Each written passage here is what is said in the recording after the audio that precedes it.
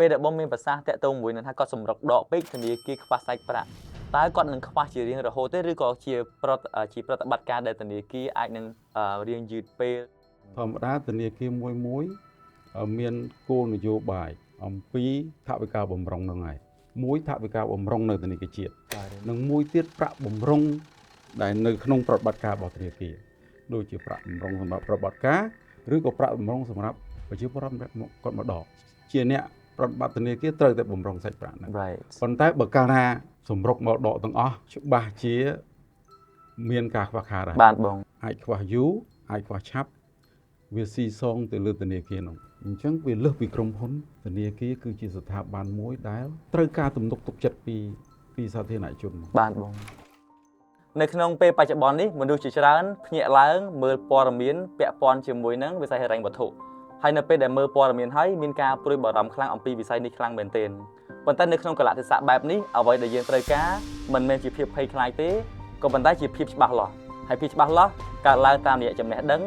ការយល់ដឹងច្បាស់លាស់អំពីវិស័យធនាគារនិងហិរញ្ញវត្ថុនេះក៏ជាហេតុផលមួយដែលកម្មវិធី The Inner Circle បានអញ្ជើញភ្ញៀវកិត្តិយសដ៏ពិសេសរបស់យើងមួយរូបដែលលោកគឺជាអ្នកដែលមានជំនាញជាន់ខ្ពស់ខ្លាំងមែនទែននិងមានបទពិសោធន៍ជាយូរឆ្នាំនៅក្នុងវិស័យធនាគារនៅក្នុងការផ្ដល់នូវចំណេះដឹងក៏ដូចជាគតិបណ្ឌិតមួយចំនួនជុំវិញពាក់ព័ន្ធជាមួយនឹងវិស័យធនាគារនិងចំណេះដឹងផ្នែកហិរញ្ញវត្ថុផងដែរហើយបងប្រុសមានឈ្មោះថាច័ន្ទម៉ាចដែលលោកគឺជានាយកប្រតិបត្តិរបស់ធនាគារ Phillip Bank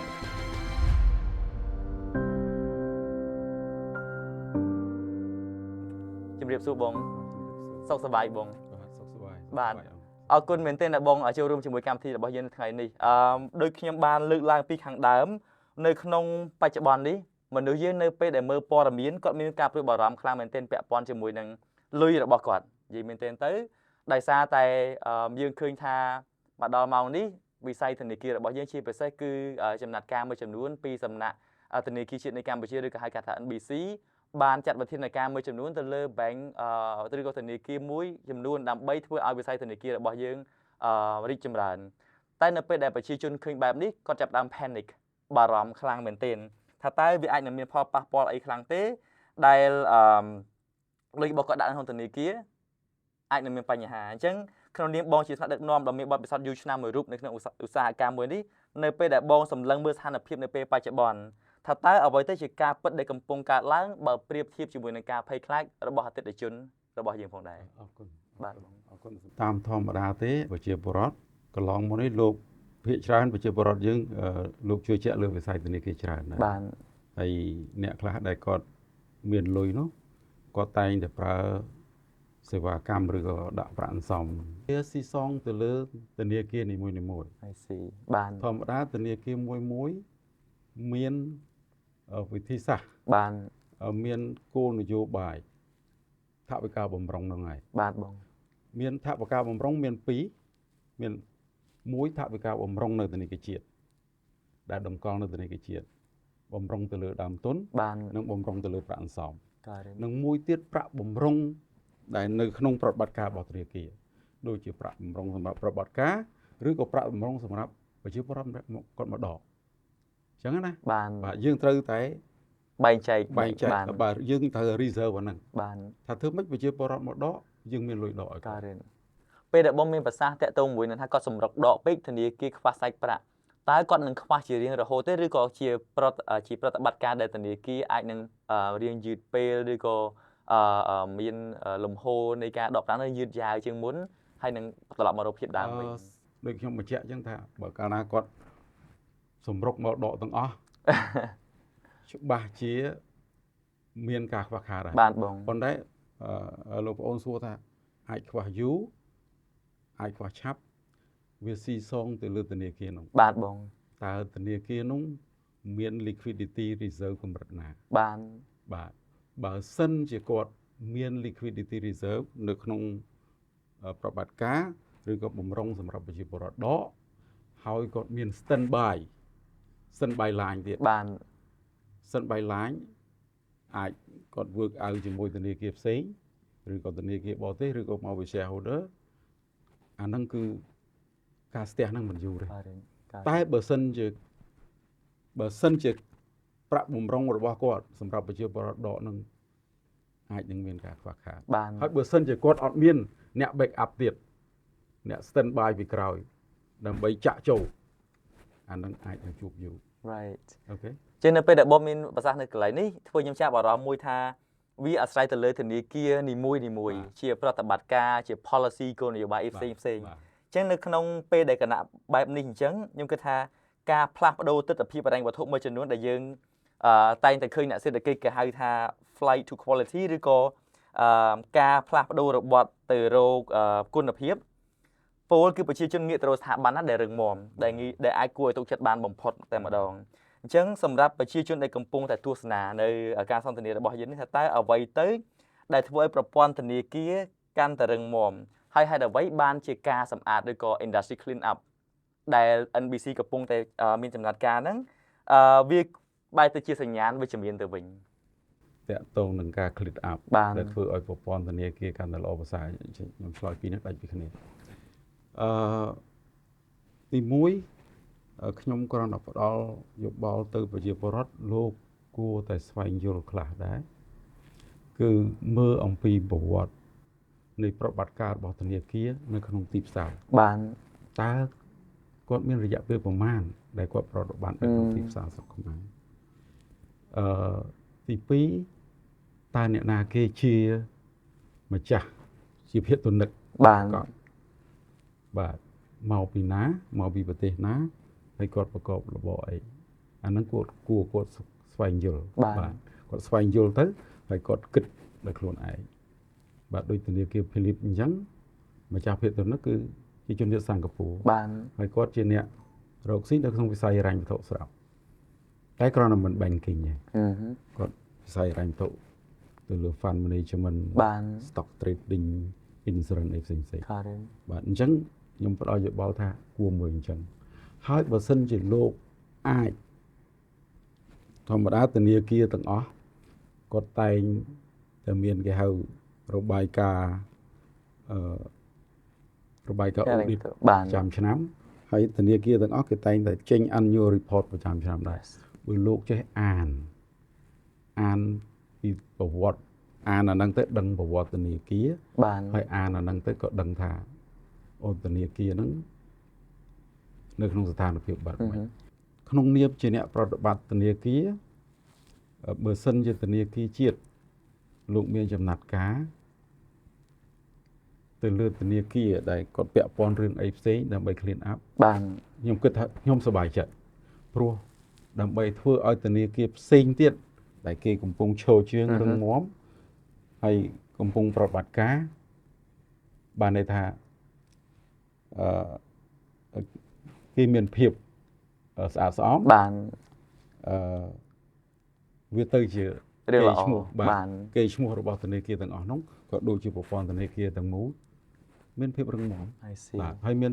ទំនុកទុកចិត្តពីប្រជាពលរដ្ឋ បាន អូខេ បានអរគុណមែនទែនបងតាក់ទងជាមួយនឹងទំនុកចិត្តដូចជាទស្សនវិជ្ជារបស់ខ្ញុំផ្ទាល់ជាមួយនឹងកម្មវិធីរបស់យើងអញ្ចឹងយើងប្រើភាសាមួយថា trust over trend បានន័យថាទំនុកចិត្តធំជាងធ្វើអីតាមគ្នាឬក៏តាមចរន្តឲ្យលឿនអញ្ចឹងនៅក្នុងកន្លែងនេះនៅវិស័យធនាគារវិញម្ដងយើងច្រើនតែមើលឃើញតាក់ទងជាមួយនឹងការរកស៊ីបែបនៅក្នុងធនាគារយើងឃើញតែការប្រកួតប្រជែងជា strategy ជាយុទ្ធសាស្ត្រវាអាចតាក់ទងជាមួយនឹងការផ្ដល់ការប្រាក់ជាយុទ្ធសាស្ត្រមួយចំនួនគឺពេលដែលប្រជាជនចាប់បានការប្រាក់ខ្ពស់យុទ្ធសាស្ត្ររបស់ធនាគារមួយអាចចេញការប្រាក់ឲ្យខ្ពស់ដើម្បី attract ទាញអតិថិជនឲ្យកាន់តែច្រើនក៏ប៉ុន្តែការធ្វើបែបនេះក៏អាចនឹងមានបញ្ហាខ្លះដែរវាអាស្រ័យទៅលើប្រព័ន្ធធនាគារនីមួយអញ្ចឹងសម្រាប់បងវិញថាតើការកសាងតើការបែងចែកយ៉ាងដូចម្ដេចសម្រាប់ធនាគារមួយដែលកំពុងកសាងភាពរឹងមាំផ្នែកហិរញ្ញវត្ថុរបស់គាត់ប្រកបដោយចីរភាពបើប្រៀបធៀបជាមួយនឹងធនាគារដែលគាត់ហ៊ានផ្ដល់ការប្រាក់ខ្ពស់ដែលគាត់ហ៊ាន take big risk ខ្លាំងមែនទែនធម្មតាទេដូចខ្ញុំថាអញ្ចឹងធនាគារគាត់មានយុទ្ធសាស្ត្ររៀងៗខ្លួន បាន គេអាចធនាគារនោះជួនកាលគេអាចផ្ដល់ការប្រាក់ខ្ពស់ដោយសារតែគេហ៊ានទទួលយកតម្លៃហ្នឹងហើយមិនបានគេហ៊ានទទួលយកតម្លៃហ្នឹង ដោយសារតែគេយកលុយនឹងមកដែលការប្រាក់រៀងខ្ពស់គេបញ្ចេញទៅវិញនៅទីផ្សារចំណែកណាមួយឬក៏ segment ណាមួយ បាន គេអឺនការប្រាក់នឹងបានខ្ពស់ដែរតែវាត្រូវតែនៅក្រោម cap 18របស់ធនាគារជាតិ បាន អញ្ចឹងជួនកាលគេអាចទទួលយកអាហ្នឹងដោយសារតែគេមានយុទ្ធសាស្ត្របញ្ចេញទៅនៅ sector ណាមួយដែលអឺនបានការប្រាក់ត្រឡប់មកវិញពីកម្ចីនោះគ្រាន់បើដែរ បាន បាទហើយមួយទៀតគេគ្រប់គ្រងចំណាយផ្សេងដូចជាអូពេចខុសអីគេគ្រប់គ្រងបានល្អ បាន បាទហើយគេក៏គេអាចអឺនព្រោះធម្មតាពេលដែលគេបញ្ចេញ loan ទៅជួនកាលទៅគេ cross sell ហើយគេអាច earn fee អីផ្សេងទៀត បាន អញ្ចឹងវាជាយុទ្ធសាស្ត្ររបស់ធនាគារនោះទេ បាន បាទហើយវាក៏ជា position របស់ធនាគារដែរ យ៉ា បាទបើសិនធម្មតាfacility ឬក៏ service របស់ធនាគារ បាន បើធនាគារនោះគាត់មាន channel ច្រើន channel នោះខ្ញុំរាប់ដូចជា internet banking mobile banking សេវាអីផ្សេងទៀត បាទបង ដែលធ្វើឲ្យប្រជាពលរដ្ឋពេញចិត្តអញ្ចឹងពេញចិត្តនឹងអា channel អស់នោះអញ្ចឹងប្រជាពលរដ្ឋចូលចិត្តប្រើប្រកបប្រជាពលរដ្ឋដាក់កាលណាប្រើប្រកបទៅលើអា channel ប្រជាពលរដ្ឋច្បាស់ជាដាក់លុយនៅក្នុងធនាគារហ្នឹងហើយចង់មិនចង់ដាក់ដើម្បីអានោះអត់ក្នុងគោលបំណងអឺនការប្រាក់ទេ បាន អានោះដើម្បីគាត់ប្រើ channel អស់នោះប្រើសេវាធនាគារហ្នឹងដើម្បីប្រតិបត្តិការលុយគាត់ចេញចូលគាត់ចំណាយគាត់បង់ទៅ supplier payment អីផ្សេង បាន អញ្ចឹងកាលណាប្រជាពលរដ្ឋទៅប្រើធនាគារហ្នឹងរៀងច្រើននៅលើអាសេវាអស់ហ្នឹងធនាគារហ្នឹងគាត់មានគេយើងហៅថា proportion នៃការសា បាន ភាគច្រើនអញ្ចឹងកាលណាគាត់មាន proportion នៃការសាច្រើន liquidity គាត់ក៏ល្អ ការរៀន ហើយកាលណាការសាអត់សូវខ្ពស់ទេការប្រាក់ប៉ុន្តែ FD ខ្ពស់អញ្ចឹងកាលណាគាត់មានការសាច្រើនគាត់ក៏មិនសូវចង់ឲ្យ FD ហ្នឹងខ្ពស់ដែរ បាន ការប្រាក់ទៅលើអា term deposit ហ្នឹងខ្ពស់ដែរព្រោះគាត់មាន liquidity គ្រប់វាណា right អញ្ចឹងហ៎ បាន អញ្ចឹង position របស់ធនាគារហ្នឹងគឺ liquidity គាត់ល្អ បាន ប៉ុន្តែបើសិនជាធនាគារដែលគាត់មិនសូវមានអា channel បាទ digital channel ហ្នឹងល្អទេប្រហែលជាគាត់អា proportion នៃការសាររបស់គាត់ប្រហែលជាមិនច្រើនណា បាន អញ្ចឹងដើម្បីគាត់ collect លុយមកហើយបញ្ចេញអាចបញ្ចេញ loan បានខ្ញុំថាគាត់ត្រូវតែ ហ៊ានឲ្យការប្រាក់ខ្ពស់ ទៅលើ FD បាន ការប្រាក់ភាគច្រើនទៅលើ FD ដែលគេ compete ហ្នឹងភាគច្រើនទៅលើ term deposit បាន បាទប៉ុន្តែសួរថាគេខុសក៏អត់ខុសដែរជាយុទ្ធសាស្ត្ររបស់គេ បាន ដែលគេអាចផ្ដល់ឲ្យ បាន បាទហើយគេអាចបញ្ចេញទៅ segment ណាមួយដែលគេអាចអឺនការប្រាក់បានល្អ បាន ប៉ុន្តែបើឃើញធនាគារហ្នឹងគាត់ឲ្យការប្រាក់ខ្ពស់ហើយយូរ បាន បើខ្លីខ្ញុំគិតថាក៏អត់អីដែរបើសិនជាគាត់ព្រោះធនាគារមួយជួនកាលមានយុទ្ធសាស្ត្រ promotion បានបង ឲ្យការប្រាក់ខ្ពស់ក្នុងរយៈពេល ខ្លីណាមួយ បាទឧបមាថាអូអ្នកណាធនាគារ A1 មកបើសិនជាប្រជាពលរដ្ឋមកបើក account ដាក់ term deposit ក្នុងកំឡុង3ខែរាប់ចាប់ពីថ្ងៃនេះទៅរាប់ទៅ3ខែក្រោយ បានការប្រាក់ខ្ពស់ពិសេសគាត់ promote ទៅមួយរយៈហ្នឹងអាហ្នឹងដោយសារប្រហែលជាគាត់ត្រូវការសាច់ប្រាក់ឲ្យ បានបង អញ្ចឹងកាលណាគាត់ promote អាការប្រាក់ខ្ពស់ក្នុងកំឡុងពេលហ្នឹងក៏អត់អីដែរតែបើសិនជាគាត់ហ៊ានឲ្យការប្រាក់ខ្ពស់ហើយយូរអានពីធនាគារហ្នឹងឲ្យបានច្បាស់លាស់បន្តិច អញ្ចឹងកន្លែងនេះអ្វីដែលបងចង់មានប្រសាសន៍គឺវាមិនអាស្រ័យទៅលើថាតើធនាគារប្រើយុទ្ធសាស្ត្រណាមួយទេប៉ុន្តែសម្រាប់វាគួរតែជាអតិថិជនដែលពួកយើងជាប្រជាពលរដ្ឋទូទៅហ្នឹងគួរតែយកធនាគារណាមួយដែលប្រើយុទ្ធសាស្ត្រអ្វីដែលយើងពេញចិត្ត បាទបងការរកស៊ីឬក៏អីក៏ដោយយើងប្រើភាសាមួយថា high risk high return អញ្ចឹង យើងអាចចាត់ទុកថាអញ្ចេះចុះធនាគារដែលឲ្យការប្រាក់ខ្ពស់ក៏វាមានហានិភ័យខ្ពស់ដែរហើយធនាគារដែលឲ្យការប្រាក់ខ្ពស់ល្មមសមរម្យក៏មានហានិភ័យទាបជាងតាមនឹងដែរបើអាស្រ័យបើប្រៀបធៀបជាមួយនឹងធនាគារឲ្យការប្រាក់ខ្ពស់ក្នុងនាមជាប្រជាពលរដ្ឋវិញគាត់គួរយកជំរើសមួយណាបើសិនជាគាត់បានសិក្សាស្វែងយល់ធម្មតាគាត់មានប្រាក់គាត់យកទៅដាក់ដូចជាសម័យនេះសេដ្ឋកិច្ចកំពុងពិបាកចេះបានគាត់សល់លុយគាត់ចង់បានការប្រាក់ខ្ពស់ហើយបាទបងអញ្ចឹងគ្រាន់តែខ្ញុំថាធម្មតាអ្នកណាក៏ចង់បានការប្រាក់ខ្ពស់អញ្ចឹងមុននឹងយកទៅដាក់បានតើយើងមើលពីយើងស្វែងយល់ពីធនាគារនៅឲ្យច្បាស់ទៅក៏ទេបាទដូចជាបទពិសោធន៍នៅក្នុងទីផ្សារអ្នកណាគេជាម្ចាស់ពិតប្រាកដបាទបងគណៈគ្រប់គ្រងគេមានបទពិសោធន៍ធនាគាររយៈពេលប្រមាណគ្រប់គ្រាន់ដែរឬទេបានបាទពោះវិស័យធនាគារដូចស្មុគស្មាញដែរណាបទពិសោធន៍20 30ឆ្នាំក៏ចេះមិនអស់ដែរបាទបងបាទអញ្ចឹងយើងមើលផងបាទនិយាយពីវិស័យធនាគារស្មុគស្មាញនេះខ្ញុំសូមទទួលស្គាល់តែម្ដងព្រោះអ្វីត្បិតតែខ្ញុំខ្លួនឯងផ្ទាល់ចូលចិត្តអានចូលចិត្តសិក្សាស្វែងយល់អំពីចំណេះដឹងផ្សេងជាពិសេសពាក់ព័ន្ធជាមួយផ្នែកហិរញ្ញវត្ថុបើយើងនិយាយអំពីវិស័យនេះស្មុគស្មាញខ្លាំងយើងនិយាយអំពីវិស័យធនាគារយើងនិយាយអំពី NBC ឬក៏ National Banking of Cambodia ឬក៏ខ្មែរយើងស្គាល់ថាធនាគារជាតិនៃកម្ពុជាប្រជាជនភាគច្រើនមែនទែនទៅអត់ស្គាល់ពីឬក៏មិនយល់អំពីតួនាទីរបស់ធនាគារហ្នឹងឯងរហូតដល់ពេលមានវិបត្តិកើតឡើងបើពីមុនហ្មងយើងជិះកាត់ NBC សម្បីតែនៅតាមខេត្តក៏ដោយខ្ញុំអ្នកបាត់ដំបងបងតែបងអាចបកស្រាយបាននៅពេលដែលទី1គឺតួនាទីរបស់ NBC ជារួមជាទូទៅ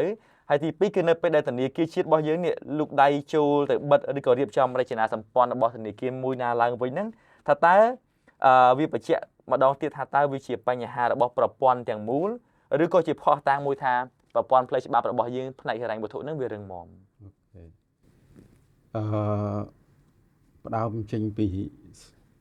ស្វែងយល់អំពីតួនាទីរបស់ធនាគារជាតិបាទនៅស្រុកគេហៅ Central Bank របស់យើងហៅធនាគារជាតិ National Bank of Cambodia សំបីតែការខ្ញុំនៅរៀនក៏ខ្ញុំអត់ដឹងដែរ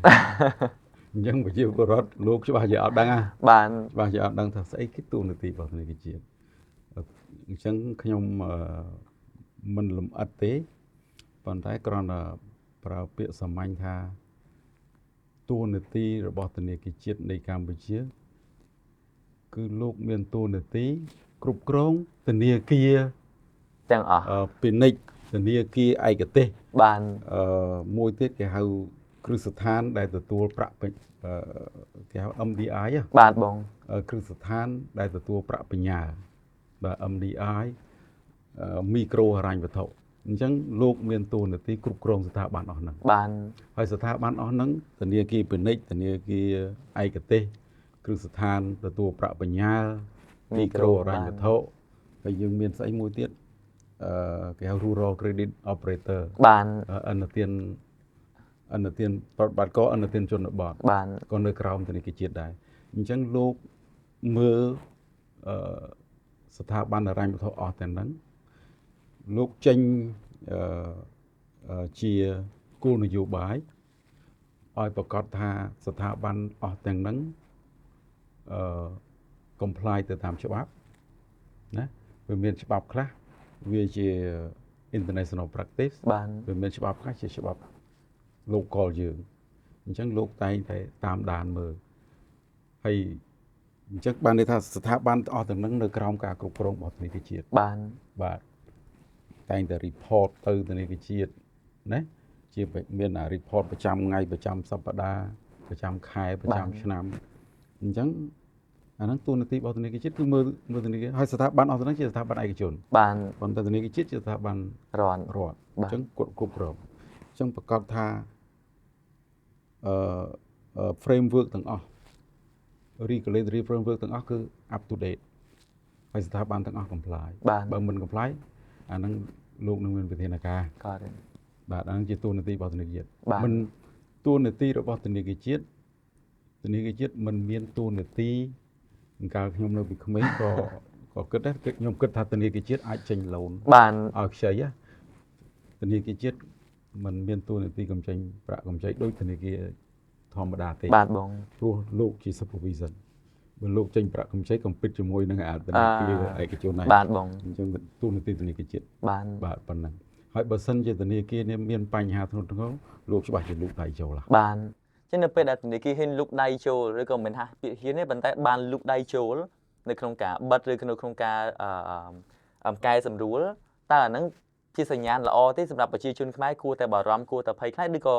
យើងបាទគួរតែមានការជឿជាក់ថាឥឡូវហ្នឹងប្រព័ន្ធធនាគាររបស់យើងកាន់តែរឹងមាំបានធនាគារឬក៏ស្ថាប័នរបស់រដ្ឋអាចលូកដៃចូលទៅក្នុងធនាគារដើម្បីការពារប្រជាពលរដ្ឋ ខ្ញុំគិតថាដោយសារធនាគារជាតិជាអាជ្ញាធរ បាទ ជាអាណាព្យាបាលរបស់ធនាគារទាំងអស់ឬក៏ស្ថាប័នហិរញ្ញវត្ថុផ្សេងទៀត បាទ អញ្ចឹងធម្មតាមានច្បាប់ណាច្បាប់ជាច្រើនដែលស្ថិតនៅក្នុង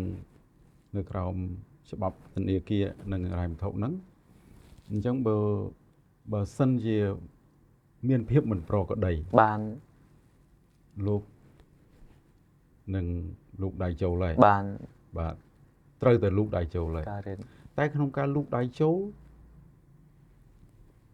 លោកអាចមានពីរបំណងខ្ញុំគិតថាមានផុសពីរទី1លោកដៃចូលដើម្បីជួយ បាទ ស្រោចស្រង់ធនាគារនឹងដែរ បាទបង ដូចជាថ្មីនេះធនាគារលោកដៃចូលបើតាមយោបល់ខ្ញុំគិតថាល្អ បាទ ខ្ញុំគិតថាល្អសម្រាប់ប្រព័ន្ធធនាគារទាំងមូល បាទ ហើយនឹងក៏សម្រាប់ប្រជាពលរដ្ឋដែរ បាទ ណាបាទដើម្បីថ្ងៃក្រោយប្រព័ន្ធធនាគារទាំងមូលរឹងមាំ ហើយប្រជាពលរដ្ឋប្រើប្រព័ន្ធធនាគារហ្នឹងក៏មានទំនុកចិត្ត បាទ បាទអូខេ នៅពេលដែលបងមានប្រសាសន៍បែបនេះខ្ញុំគិតថាប្រជាពលរដ្ឋទូទៅអាចនឹងសប្បាយចិត្តដូចខ្ញុំឥឡូវនេះខ្ញុំយល់កាន់តែច្បាស់ដែរហើយមកដល់ម៉ោងនេះក្នុងនាមបងជាអគ្គនាយកឬក៏ជានាយកប្រតិបត្តិរបស់ធនាគារខ្ញុំគិតថាអាចនឹងមានការគិតគូរច្រើនខ្លាំងនៅពេលដែលមាន effect មានអធិពលមួយចំនួនកើតឡើងនៅក្នុងសង្គមរបស់យើងធ្វើឲ្យប្រជាពលរដ្ឋជួនកាលគាត់ panic ដូចបងមានប្រសាសន៍មកអញ្ចឹងគាត់ភ័យគាត់បារម្ភអញ្ចឹងនៅក្នុងនាមជាអគ្គនាយករបស់ស្ថាប័នហិរញ្ញវត្ថុដ៏រឹងមាំមួយក្នុងប្រទេសរបស់យើងចេះវិញតែនៅក្នុងពេលអញ្ចឹងនៅពេលដែលទីផ្សារកំពុងតែស្លន់ស្លោបែបហ្នឹងកំពុងតែភ័យអញ្ចឹងតែអ្វីទៅដែលជារឿងដំបូងជាទូទៅចង់ដឹងពីរបៀបការងារបងវិញអ្វីដែលបង look at the first things when you come into your office ទៅដល់ office ភ្លាមធ្វើកិច្ចការងារភ្លាមដើម្បីឲ្យធានាបានថាធនាគាររបស់បងនៅតែមានភាពរឹងមាំនិងលំនឹងល្អជានិច្ចសម្រាប់អតិថិជនរបស់បងផងដែរ នៅក្នុងស្ថានភាពនេះដែលគាត់មានការភ័យខ្លាច បាន ហើយគាត់ខ្ញុំគិតថាប្រជាពលរដ្ឋខ្លះប្រហែលជាខ្ញុំដឹងមិនច្បាស់ប្រហែលជាគាត់ជួនកាលគាត់ចេះសង្ស័យតគ្នាអីចឹងគាត់ទៅដកលុយអីចឹងណាអញ្ចឹងយើងជាអ្នកប្រតិបត្តិការធនាគារយើងត្រូវមើលដែរ បាន តើក្នុងកំឡុងពេលហ្នឹងtrend នៃការដកលុយរបស់ធនាគារយើងវា trend របៀបម៉េច បាន ឧបមាថាមុនស្ថានភាពអញ្ចឹងប្រាក់អន្សំយើងវាធ្លាក់បន្តិចឬក៏វា stable ឬក៏វាឡើងបន្តិចដល់ពេលដល់ស្ថានភាពហ្នឹងតើវាចុះឬក៏វាឡើងអញ្ចឹងខ្ញុំព្រឹកឡើងតែងតែទទួល email ពីខាង Treasury ខ្ញុំ បាន គាត់ប្រាប់ថាការដក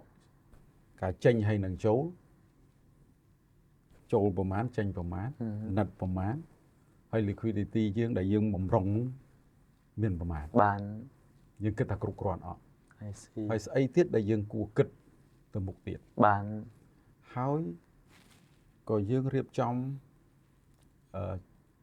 ជាក្រុមតូចមួយដែលយើងពិនិត្យមើលជាប្រចាំហើយមួយទៀតខ្ញុំតែងតែcollect feedback បាទបង ពីគ្រប់ channel អញ្ចឹង feedback ពី ground ដែលខ្ញុំ collect មាន AM របស់ខ្ញុំ relationship manager បាន ខ្ញុំ collect ពី call center ហើយខ្ញុំតែងតែ collect ពី marketing ខ្ញុំដែរព្រោះអី marketing គាត់តែងគាត់អាចគ្រប់គ្រងគេហៅ social media បាន អញ្ចឹងអាចមាន feedback អីសំណួរអីតាមរយៈហ្នឹងដែរហើយ យើងត្រូវរៀបថាបើមានសំណួរអញ្ចឹងយើងគួរណែនាំ បាន បុគ្គលិកឆ្លើយទៅអតិថិជនយ៉ាងម៉េចបាទប៉ុន្តែយើងមិនប្រកែកប៉ុណ្ណាយើងមិនទៅហាមគាត់ប្រជាពលរដ្ឋទេ កើតទេ យើងបើគាត់ត្រូវការអីបើគាត់ត្រូវការខ្ញុំឧទាហរណ៍ណា បាន បើគាត់ត្រូវការ loan យើងអាចសេះ loan ហ្នឹងយើងផ្ដល់ជូនធម្មតាបើគាត់ត្រូវការដកអន្សំលុយរបស់គាត់យើងជូនធម្មតា ដើម្បីឲ្យប្រកាសថាគាត់អាចមានទំនុកចិត្ត បាទ នៅជាមួយយើងបន្ត បាទ ទៀតបាននិយាយអំពីទំនុកចិត្តយើងនិយាយអំពីតម្លៃនៃភាពចាស់ទុំនៃស្ថាប័នជានៅក្នុងស្ថានភាពបែបនេះការផ្លាស់ប្ដូររបស់អតិថិជនគឺគាត់ប្រកាសជានឹងស្រឡឹងមើលថាតើស្ថាប័នណាដែលគាត់អាចទុកចិត្តកាន់តែខ្លាំងពីព្រោះដូចយើងលើកឡើងពីខាងដើមមិញអញ្ចឹងថាទោះបីជាយ៉ាងណាក៏ដោយមកដល់ម៉ោងនេះប្រជាពលរដ្ឋនឹងព្រួយបារម្ភពីព្រោះលុយ ជាញើសឈាមជាការអន្សំរាប់ឆ្នាំហើយអញ្ចឹងគាត់អាចនឹងកលេចមើលថាតើធនាគារណាដែលមានភាពចាស់ទុំខ្លាំងមានគេឈ្មោះយូរអង្វែងដែលអាចផ្ដល់នៅភាពស្ថិរភាពរយៈពេលវែងសម្រាប់ពួកគាត់ធ្វើឲ្យគាត់អាចនឹងចូលគេងទៅស្ងប់ចិត្តថាលុយរបស់គាត់នៅហ្នឹងហើយអញ្ចឹងក្នុងនាមបងជាអ្នកដឹកនាំដដែលនៅពីក្រោយឆាកវិញម្ដងថាតើវាត្រូវទៀមទីឲ្យបងធ្វើអ្វីខ្លះដើម្បីបដិបដាល ភាពជាអ្នកដឹកនាំឲ្យមានវិន័យខ្លាំងហើយ making sure ធ្វើឲ្យប្រកាសថាវប្បធម៌ការងារនៅក្នុងស្ថាប័នរបស់បង Philippines ផ្ដល់ការពារដែលផ្ទាល់ហើយល្អបំផុតជូនដល់អតិថិជន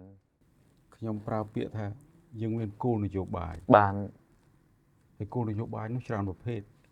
គោលនយោបាយធនធានមនុស្សគោលនយោបាយកម្ចីគោលនយោបាយប្រាក់សន្សំណាហូហែគោលនយោបាយតាក់ទងទៅនឹងIT cyber អីហូហែ បាន អញ្ចឹងគោលនយោបាយនោះសុទ្ធតែត្រូវបានយើងជា management យើង develop ហើយយើងស្នើសុំ approval ពី board អញ្ចឹងយើងប្រកាសថាយើងធ្វើអ្វីយើងអនុវត្ត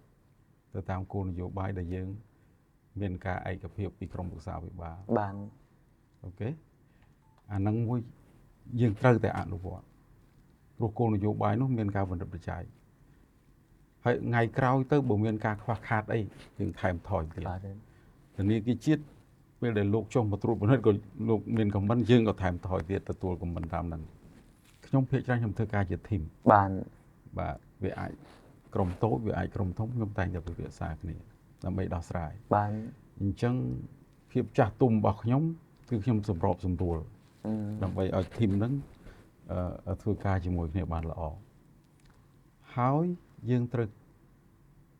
ឲ្យបុគ្គលិកបើនិយាយពីនៅក្នុងស្ថានភាព បានបច្ចុប្បន្ន នេះយើងត្រូវឲ្យបុគ្គលិកគិត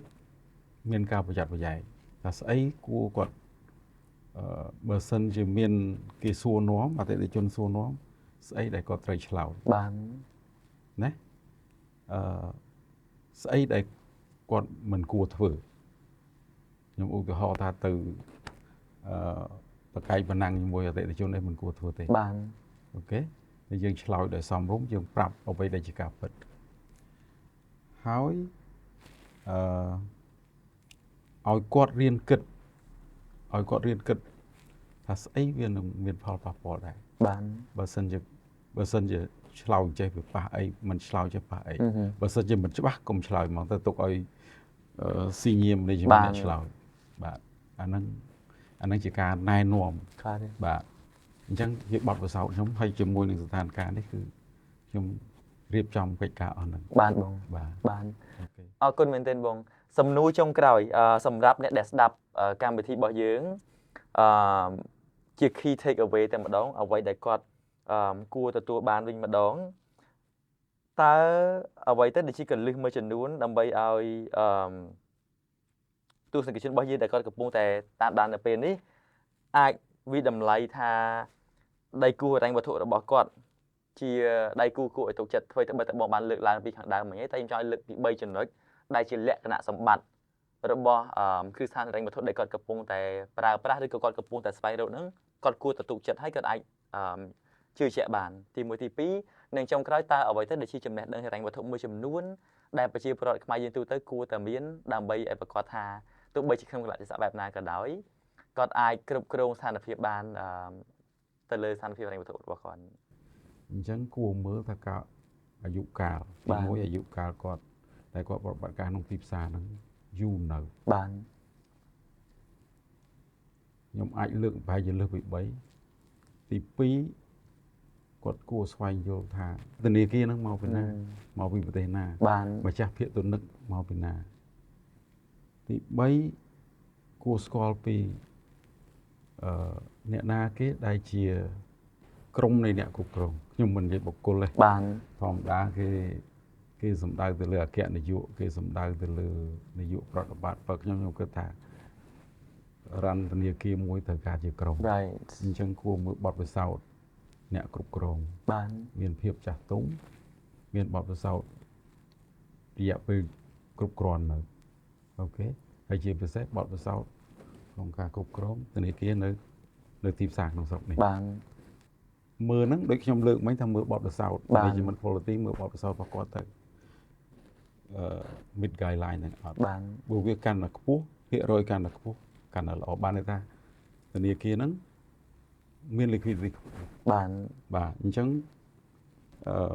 ប្រាក់បម្រុងរបស់គាត់ក៏មានសុវត្ថិភាពដែរអញ្ចឹងបើធនាគារហ្នឹងមាន capital មានដើមទុនច្រើនហើយ capital adequacy ratio នឹងខ្ពស់នៅក្នុង category 1អញ្ចឹងបកមកវិញបទពិសោធន៍ធនាគារដែលប្រតិបត្តិនៅក្នុងទីផ្សារ បាន អ្នកណាគេជាម្ចាស់មកពីប្រទេសណាពិតប្រាកដបាទបទពិសោធន៍អ្នកគ្រប់គ្រងហើយបទពិសោធន៍អ្នកគ្រប់គ្រងនៅក្នុង Camel ដែលខ្ញុំនិយាយមិញ បាន បាទហើយនឹងបើលោកបានអានរបាយការណ៍នោះទៀតកាន់តែល្អ បាទបង ស្វែងយល់ បាន ហើយសួរនាំថែម got it បាទអាហ្នឹងដើម្បីសុវត្ថិភាពរ